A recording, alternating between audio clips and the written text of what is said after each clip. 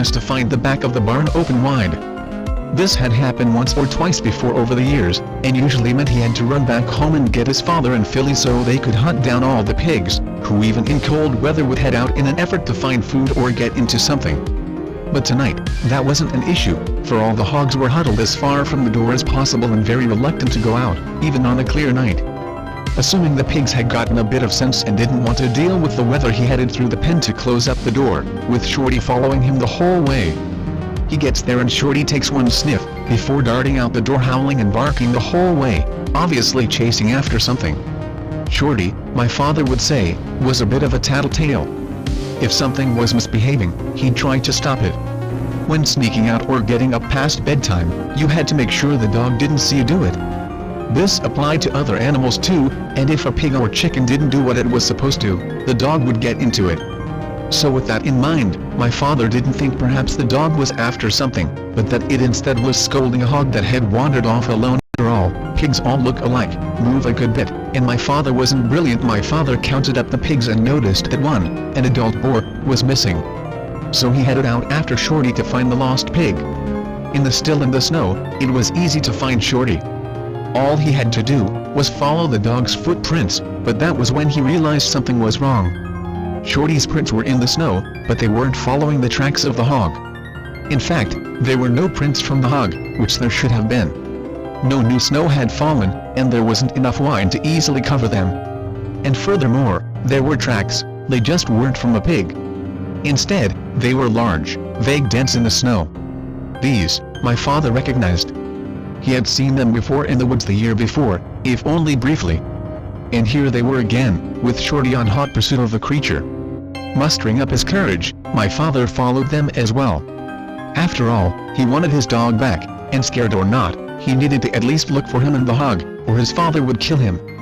The pen was decent sized for a hog pen, but soon he hit the fence, which was made up of 5-foot-tall hog panels. Shorty was capable of climbing these. I'm assuming his build was more beagle than basset, because the image of a basset hound climbing a fence is hilarious to me, and he could see that the dog had already gone over the fence and into the woods. Of course, the fence hadn't stopped the white man, either. His tracks simply went right over the fence, as if he hadn't even had to break stride to get over it. So he climbed the fence, soon was in the woods, for the UP is really just woods and cleared woods for pens and buildings, and it wasn't long before he heard the barks of Shorty, and the squeals of a frightened pig. Running now, he came to the scene quickly. Standing among the trees was the white man, who had seemingly grown bigger over the last year. In one arm, he held the struggling and screaming hog, which had to have weighed at least 400 pounds. A few feet away from him carrying on, was Shorty, his hair on end and teeth bared, acting as if he had cornered the beast. There was no communication or confrontation between them. There was just an impression. An impression that the white man had waited for him, that he had stood there ignoring the dog, just so he could get a glimpse of him. There was a brief pause. Then my father realized something terrible. The white man did, in fact, have a mouth. Below the beady black eyes was a slit, a long line, and it opened just a bit to reveal teeth as white as the rest of him, that shined in the moonlight. Just as quickly as he flashed his grin, he was gone. The white man silently took off, running into the woods, gracefully dodging between trees, with just the soft crunch of snow following him. Shorty took a few steps after him before my father had the mind to call him back, and the two headed home with my father sobbing the whole way. Of course, he got into trouble. He had the sense to not tell his parents what he saw, but still got in trouble for losing a hog. He only ended up telling Philly because he couldn't stop crying, and even then he couldn't stop. Philly didn't apparently believe him much, but he didn't say anything to argue against it. Philly eventually began to write off everything as my father being schizophrenic, and the white man being the manifestation of it.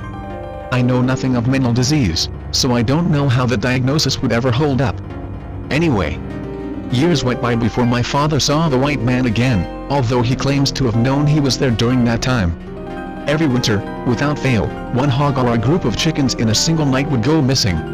Only once was there an exception. One year, a local boy went missing in the woods and never turned up. That year, no hog went missing from the farm. It was the livestock as well as the sharp teeth that led my father to the conclusion that the white man had to eat, and that he wasn't a vegetarian. The white man, though, never once told him he killed his victims, nor that he ate them. Considering what he took though, my father thought it was easy enough to figure out. When he was 16, he saw the white man again. The exact age I remember, for it was when my father began driving. It was late at night and my father was driving home. He had begun to work at the nearest gas station, sometimes not coming home until 8.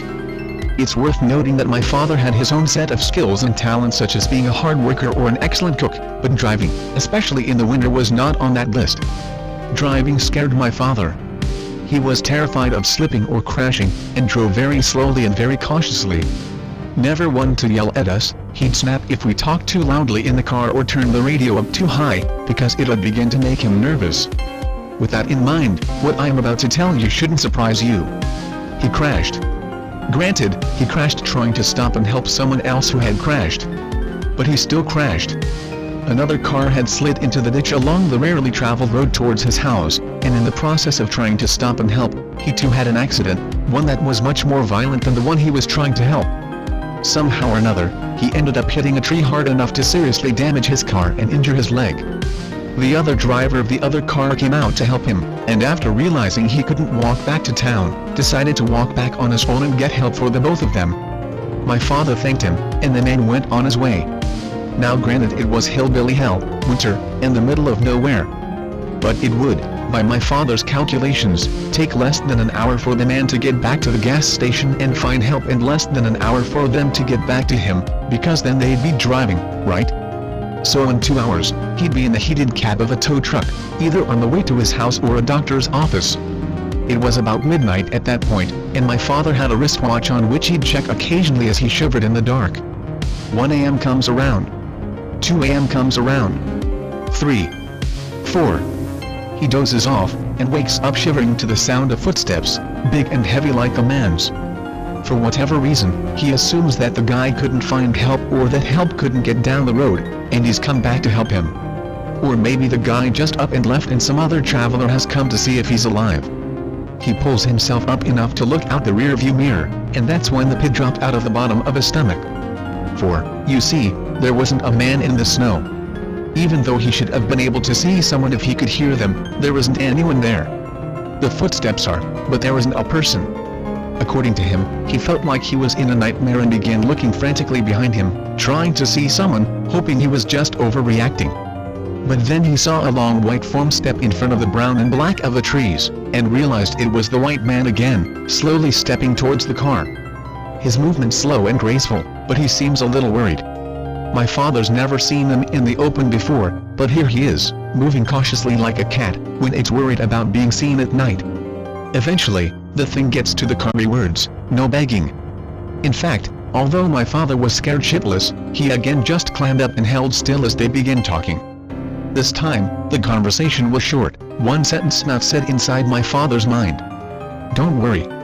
Already paid. With that, the giant keeps on moving, making a point of going across the road and into the woods on the other side as my father watched. Comedically, he always made a point to tell us that the white man stopped before crossing, making a point of checking for traffic, before heading across. Once the beast was out of sight, my father began sobbing and kept sobbing until the mailman, even in the UP, you gotta get mail, found him 4 hours later. My father recovered, although he ended up having to spend a small fortune getting the car repaired. The other driver? A bit less lucky. He simply never showed up again. He left to find help, but never made it back into town. An investigation was opened, but leads all sputtered out. Mind you, this last story is probably the last one for a bit that I remember clearly. Some of the others may be a bit fuzzy because it's been about 10 years since I really heard any of them. Somehow, my father knew that the white man was attached to the winter. This surely wasn't a surprise to anyone at all, seeing as he was a white monster in the UP that only showed up when snow fell. The issue, of course, was that it was often winter in the UP. A few more years went by, with no really noteworthy incidents. The white man would take something every winter, but it didn't get Shorty or my grandmother or anything. By now, my father was 18 or 19 and getting ready to leave.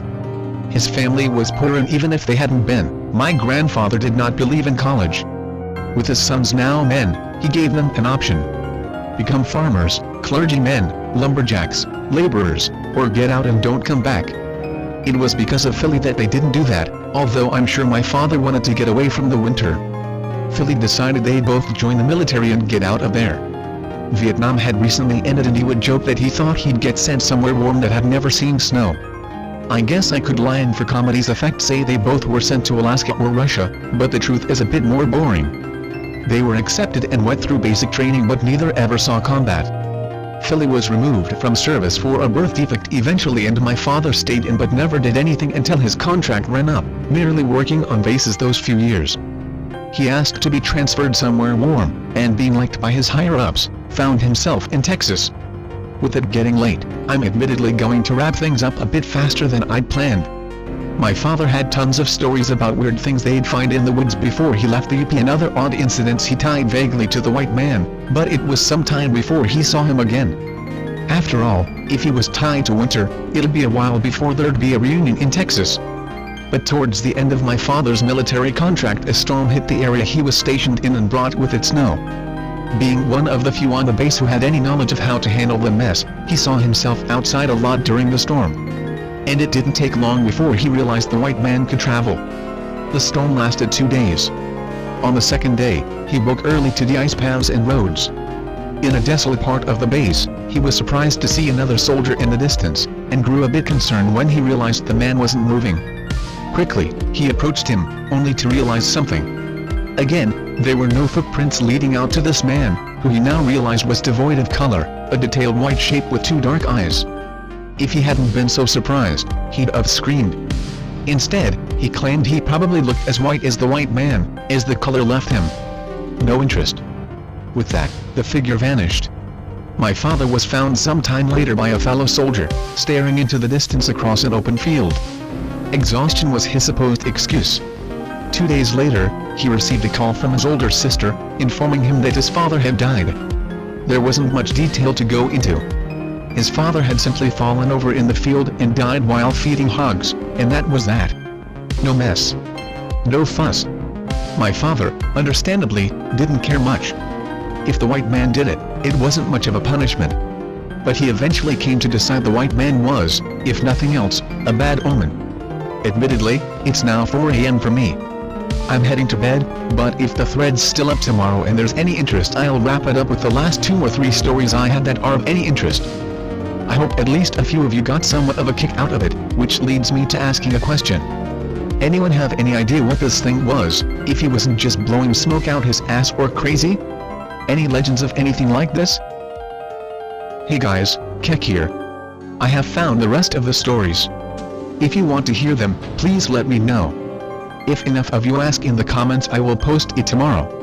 Hope you enjoyed the video. See you guys later.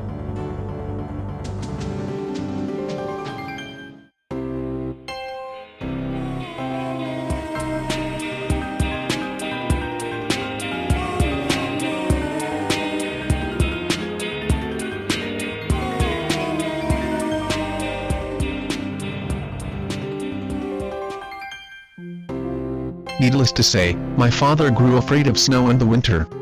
When his contract ended a year or so after that, he returned to the UP for one summer to help his mother deal with the mess that was the home place. I need to pause here to describe my family on my father's side. You need to remember as well that I never met most of them, knowing them only through old family photos and family story which don't all involve winter monsters. My father was 28 when he married, and 32 when he became a father. On the other hand, his parents had been together since his mother was 14 and his father 18. His parents were not old when all their children moved away, but they also were old in that way only he'll